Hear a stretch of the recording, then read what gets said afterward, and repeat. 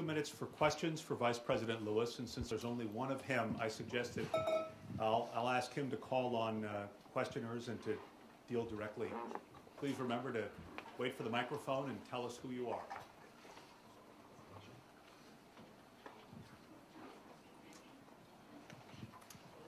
Mr. Vice President, I'm Mary Berger with Washington Trade Daily, and since you mentioned the Panama FTA, I'm wondering if you're hoping that to see at the summit some sign from President Obama that he's ready to move forward on the Panama FTA. Thank you. Mary, you bet. Let me tell you, I think that the signs have already been sent out. I think that there's been clear signs that there's the commitment to continue working together in seeing this agreement become a reality. And we're very pleased by that. Thank you.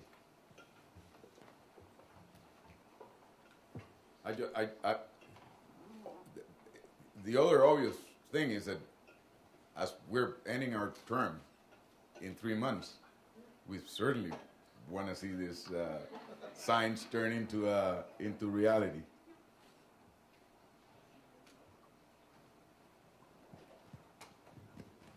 My name is Steve Gilbert. I'm from Funtime International, a trade consulting firm in the D.C. area. My question was, would Panama be willing to reconsider parts of the free trade agreement to better address issues of labor and environmental rights? Well, I think that we've both worked very hard in reaching the agreement we've reached. I think that with regards to the environment and with regards to labor, there's been substantive discussions that have addressed most of the issues, and we've been always very much willing to discuss the issues.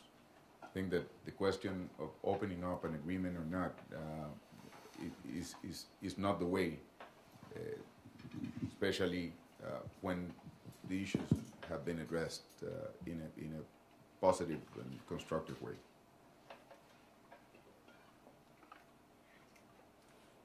Very few questions. You have one. This is my second point of personal privilege because in addition to living in Colombia as a boy, I was a teenager in Panama, which by the way has beautiful beaches and is a great place to go on spring break with your friends. 30 years ago, when I lived in Panama, Mr. Vice President, we had the negotiation and the ratification of the Panama Canal treaties. I think looking back on the course of the last 50 years in U.S.-Latin American relations, that really marks a turning point in U.S. relations with Latin America.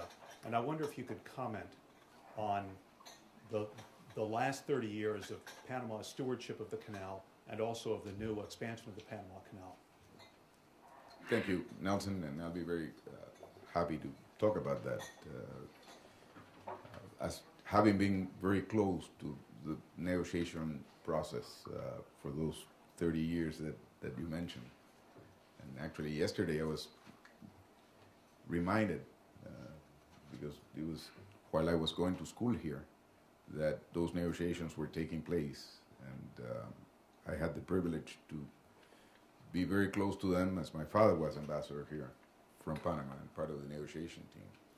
But I think that what was reached between Panama and the United States in 1977 in the signing of the Panama Canal treaties by President Carter and General Torrijos was not only a turning point in the relationship between the U.S. and Latin America, but also set an example of what a small country and a big country could do when working together in a positive way to reach the solution of very sensitive and complex situations. And that is what the Panama Canal treaties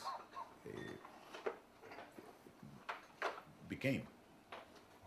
In 1977, the treaties were signed. We had a 23-year period of transition that, with very few exceptions, I think that went very well to the point that on January 1st of the year 2000, the transfer of the Panama Canal to Panamanian administration was absolutely seamless. There was no change.